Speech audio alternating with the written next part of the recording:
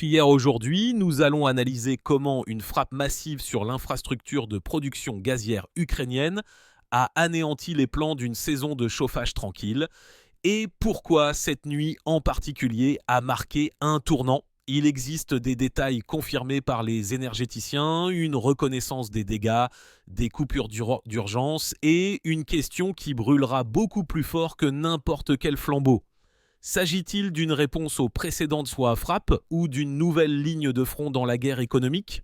Tout d'abord, une carte du parcours, pour que vous compreniez pourquoi il vaut la peine d'écouter jusqu'à la fin. Nous allons décomposer point par point ce qui a été attaqué et pourquoi les frappes ont visé la production et pas seulement la génération. Quelles sont les conséquences de l'arrêt des exploitations dans les régions de Poltava et de Kharkiv avant l'arrivée du froid ? Comment Naftogaz, Ukrenergo et les entreprises régionales ont-ils réagi ? Et enfin, qui dit et pour quelles raisons ? Préparez-vous à un hiver difficile. Je laisserai 2 questions en suspens. Que se cache-t-il derrière l'expression « anéantir la production gazière ukrainienne » ? Et est-ce vraiment un reflet direct des précédentes attaques contre les raffineries de pétrole russe ? Les réponses viendront plus près du point culminant, mais commençons par un fait qui sert de point de départ à toute la chaîne. Dans la nuit, les forces aériennes ukrainiennes ont signalé une attaque massive contre l'infrastructure énergétique. Les rapports font état d'une arithmétique rigoureuse. Des centaines de drones, plusieurs dizaines de missiles, des survols de zones industrielles, des explosions sur des exploitations et des stations de compression. Les données officielles soulignent qu'une partie des drones et des missiles ont atteint leur cible et cela se voit aux conséquences, non pas en parole, mais sur le terrain. Dans la région de Kharkiv, les pompiers décrivent les flammes comme une série de torches géantes. Et dans la région de Poltava, il parle d'une fumée qui s'étend sur des dizaines de kilomètres, visible depuis les villages les plus proches. Il ne s'agit pas d'un sabotage ponctuel, mais d'une série d'épisodes joués en une seule nuit sombre. Pourquoi la géographie de Poltava et de Kharkiv est-elle si importante ? Il ne s'agit pas simplement de lignes administratives sur une carte, mais du cœur de la production gazière terrestre, où chaque kilomètre carré a une histoire de puits, de groupements de puits, de collecteurs et de pipelines qui s'enfoncent dans le pays. Une frappe sur ces nœuds modifie non seulement la production quotidienne, mais aussi la configuration de l'ensemble du système de transfert, y compris les stations de compression et les points de collecte de gaz. Si ne serait-ce qu'une partie de ces installations s'arrête, les bras de secours pour la redistribution ne peuvent tout simplement pas supporter la charge précédente. Cela signifie qu'au jour de pointe du froid, l'équilibre entre l'offre et la demande se transforme en une roulette russe où le consommateur est toujours perdant. La société Tech, appartenant à Rinat Akhmetov, a confirmé l'arrêt des opérations des installations de production gazière dans la région après l'attaque. Les mots sont simples, mais le contenu est douloureux, car l'arrêt des exploitations n'est pas un interrupteur dans un couloir que l'on peut actionner et oublier. Il s'agit d'une chaîne technologique où chaque défaillance entraîne une série de problèmes, de la chute de la pression dans les couches géologiques à la dépressurisation des raccords et à l'usure du parc de pompes et de compresseurs. Et voici pourquoi cela change la donne pour l'énergie ukrainienne à l'approche de l'hiver. De l'hiver, l'opérateur des achats se tourne déjà vers l'importation non pas comme une assurance agréable, mais comme une nécessité forcée. Et la dépendance à l'égard des importations est une vulnérabilité en termes de prix, de logistique et de politique. Les chaînes de surveillance, y compris la plateforme à forte résonance au nom évocateur, signalent des conséquences catastrophiques, en particulier dans la région de Kharkiv. On y dit que la situation est à peu près la même que dans la région de Poltava. Après la frappe nocturne, tout est en feu par endroits, les restes inflammables brûlent, le sol est imprégné par endroits. L'équipement arrive avec du retard en raison de menaces menaces secondaires.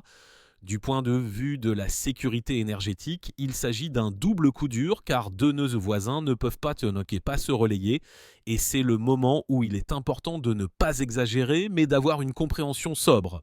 Si 2 régions de production sont simultanément en rouge sur la carte, alors la discussion sur les réserves internes devient un article de dictionnaire d'un passé lointain. Naftogaz a publiquement reconnu les graves dommages causés par une nouvelle attaque massive, la 6e depuis le début du mois d'octobre, contre l'infrastructure gazière. La société a déclaré clairement qu'il y avait des destructions dans plusieurs régions. Une partie des installations critiques sont temporairement à l'arrêt, les volumes de production propre diminuent et les lacunes doivent être comblées en partie par des importations. Il y a un autre détail à ne pas négliger, des employés ont été blessés, ces mêmes personnes qui la nuit, en cas d'alerte, se rendent sur les sites en feu pour fermer les vannes, relâcher la pression et sauver ce qui peut encore l'être. La guerre dans le secteur de l'énergie est toujours une guerre des nerfs, du métal et des hommes. Et ici, ces trois éléments sont incompatibles avec le romantisme. L'opérateur des réseaux électriques principaux a annoncé l'introduction de coupures d'urgence dans la région de la capitale et dans la région de Dnipropetrovsk. Certains se demanderont quel est le rapport entre l'électricité et le gaz si l'on parle de production. Il est direct. La production de gaz, la préparation du gaz, le fonctionnement des compresseurs, la communication entre les nœuds, les systèmes d'urgence, tout cela est alimenté par l'électricité. Lorsque la chaîne se brise dans un segment, un autre commence à mal fonctionner en raison de surcharge. Et voilà que l'on a une réaction en chaîne du système énergétique. Par conséquent, l'annonce de coupure d'urgence n'est pas seulement un signal d'alarme pour les zones urbaines, mais un signe que l'anneau énergétique est mis à l'épreuve simultanément sur plusieurs circuits et qu'une rupture à un endroit tire sur les coutures à un autre.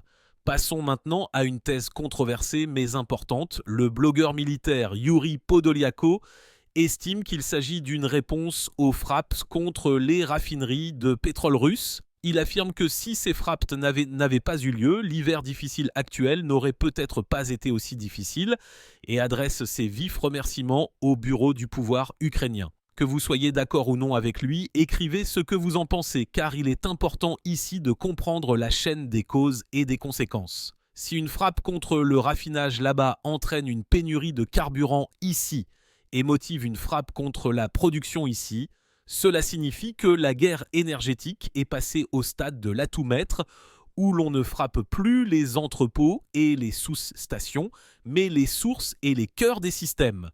Pourquoi cela change-t-il les règles du jeu dès maintenant ? Les entreprises productrices ne perdent pas seulement le débit actuel, elles perdent du temps pour évaluer les dommages, pour l'inspection, pour le redémarrage. Même si un site hypothétique peut être techniquement remis en marche demain, les gens ne s'y rendront qu'après les démineurs et les pompiers, ce qui signifie que l'arrêt se prolonge. Parallèlement, les risques augmentent lors des pics de froid, lorsque le gaz est nécessaire non seulement pour la cuisine et la chaufferie, mais aussi pour la production d'électricité qui stabilise le réseau. Et c'est là que s'ouvre la première question de notre histoire.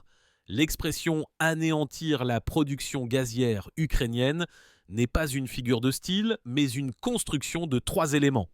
Des frappes sur deux régions, la reconnaissance des dommages par les opérateurs eux-mêmes et un tournant progressif vers l'importation. Le prochain point concerne ce que cela change dans le portefeuille et la politique. Le gaz importé est plus cher que le gaz national, surtout lorsque l'achat se fait en mode pompier. Prix, logistique, volume disponible, fenêtre de livraison. Tous ces paramètres se combinent rarement de manière idéale. Ajoutez à cela la concurrence avec les voisins qui regardent également l'hiver avec méfiance et vous obtenez une image où chaque million de mètres cubes non planifiés se transforme en une négociation nerveuse. La dimension politique n'est pas plus douce. La dépendance à l'égard des approvisionnements extérieurs supprime la rhétorique de l'autosuffisance et soulève la vieille question qui contrôle les vannes et qui dicte les conditions. Et lorsqu'il y a plusieurs vannes, plusieurs acteurs peuvent tenter de dicter en même temps. Examinons maintenant la technologie de la frappe. Selon les forces aériennes, une tactique mixte a été utilisée, des drones pour étirer la défense et saturer des missiles pour achever les cibles clés. Une telle combinaison vise à surcharger la défense aérienne afin qu'un lien finisse par passer à travers la brèche créée par les vagues précédentes. Contre la production, cela fonctionne de manière particulièrement douloureuse car les installations industrielles sont vastes et les points critiques ne sont pas toujours couverts par du fer qui est prioritaire sur le front et autour des grandes villes. Demandez-vous ce qui est le plus simple. Protéger une sous-station compacte ou un groupement de puits dispersés dans la steppe? La réponse est évidente et c'est précisément pourquoi les faits de cette nuit sont tels qu'ils sont. Quel est le résultat net pour le consommateur sur Terre? On a déjà dit aux gens d'économiser les derniers à mètres cubes et ce n'est pas une figure de style dans un titre mais un conseil pragmatique au cas où. Si l'équilibre dans le réseau commence à jouer contre la charge domestique, les services communaux demanderont de baisser la température, les entreprises de revoir les horaires et les chaufferies de fonctionner dans des modes moins confortables. Ce n'est pas une catastrophe en soi, mais c'est un signal d'alarme indiquant que même la production intérieure ne garantit pas un passage en douceur de la saison si elle est frappée de manière ciblée et synchrone. C'est là que se pose notre deuxième question. S'agit-il d'une stratégie d'usure avec des cycles hivernaux ou d'une préparation à un nouveau bond dans les frappes contre l'énergie? Il y a aussi un aspect humain qu'il ne faut pas négliger. Les employés blessés de Naftogaz sont ceux qui prennent des risques sans grand discours. Leur expérience montre que chaque attaque laisse une trace non seulement sur le métal mais aussi sur les personnes.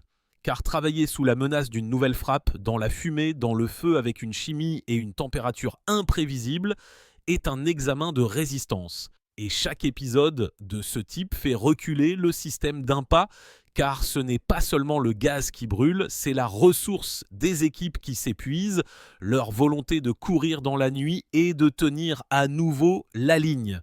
Il est important de s'en souvenir. Lorsque nous disons avec des mots secs, le travail est arrêté, des coupures B sont introduites, partiellement compensées par des importations. Passons au point culminant et rassemblons les faits en un seul tir. L'attaque nocturne frappe deux régions clés de la production. La société qui gère la production confirme l'arrêt d'une partie des installations. L'opérateur national reconnaît les graves dommages et le virage forcé vers l'importation. Les réseaux électriques introduisent des coupures d'urgence. Sur le terrain, d'énormes torches illuminent le ciel et de la fumée se répand. Et les experts se disputent.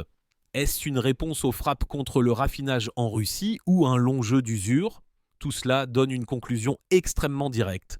Le front énergétique s'est élargi et la frappe vise désormais la source et pas seulement la prise. Cela brise la logique habituelle de la protection car il faut protéger non pas la sortie mais l'entrée. Et voici les réponses aux deux questions. La première expression anéantit la production gazière ukrainienne signifie la défaite successive des maillons critiques de la production et de la préparation avec une telle ampleur que l'opérateur est contraint de reconnaître le déclin et de rechercher un soutien extérieur. Il ne s'agit pas d'une métaphore tape à l'œil, mais d'une constatation des dommages technologiques et organisationnels. Deuxièmement, s'agit-il vraiment d'une réponse en miroir aux frappes contre les raffineries de pétrole russe? Selon la logique de l'échange de frappes, oui, car les deux parties frappent que les muscles énergétiques l'une de l'autre, mais il y a ici une importante rectification. La production de gaz et le raffinage du pétrole sont des centres nerveux différents et les conséquences sont asymétriques en termes de temps, de coûts et de gestion des risques. Qu'est-ce que cela signifie pour l'Ukraine dans les prochaines semaines? Le renforcement de la protection autour des nœuds de production prendra du temps, de l'argent et des hommes, ce qui fait actuellement défaut. L'importation deviendra non seulement une assurance, mais aussi un facteur politique qui peut se transformer à tout moment en pression. Les coupures seront un instrument d'équilibrage, ce qui signifie une imprévisibilité pour les villes et les entreprises. Pour la Russie, c'est un signal que miser sur les frappes contre les sources fonctionne au moins sur le plan informationnel et économique, et la logique du conflit pousse à la répétition. Et pour les voisins, c'est une raison de vérifier leurs propres plans énergétiques, car ils abordent l'hiver régional avec des risques accrus. Il est maintenant temps de répondre à la question principale, faut-il s'attendre à une nouvelle vague de frappes? L'expérience des dernières semaines suggère que la sérialité est déjà là, ce qui signifie qu'une tentative de consolider l'effet vient souvent ensuite en frappant les équipes d'aires de réparation, le temps et les fenêtres de vulnérabilité. Dans un tel régime, chaque jour suivant de sirène sans accident est perçu comme un cadeau, mais une stratégie se construit non pas sur l'espoir, mais sur le calcul. C'est précisément pourquoi le message économiser les derniers mètres cubes est clair et ne semble pas être de la panique. Ce n'est pas un effondrement. C'est une tentative de survivre à la saison, sachant que l'adversaire cherche de nouvelles failles et les ressources internes sont étirées jusqu'à la rupture. Et la conclusion finale qui est importante pour tous ceux qui suivent le front énergétique. Nous constatons un passage des frappes contre la consommation aux frappes contre la production, de la bougie à la fenêtre à la torche sur le site de production. Cela augmente les enjeux, accroît le prix de l'erreur et fait de chaque jour de préparation au froid un enjeu de sécurité nationale. Remercier quelqu'un ou accuser quelqu'un est facile. Il est plus difficile de dire les choses telles qu'elles sont. La guerre énergétique bat son plein et il n'y a pas de victoire rapide. Ensuite, nous serons confrontés à un test de la résilience des systèmes et des personnes et chaque région le ressentira à sa manière.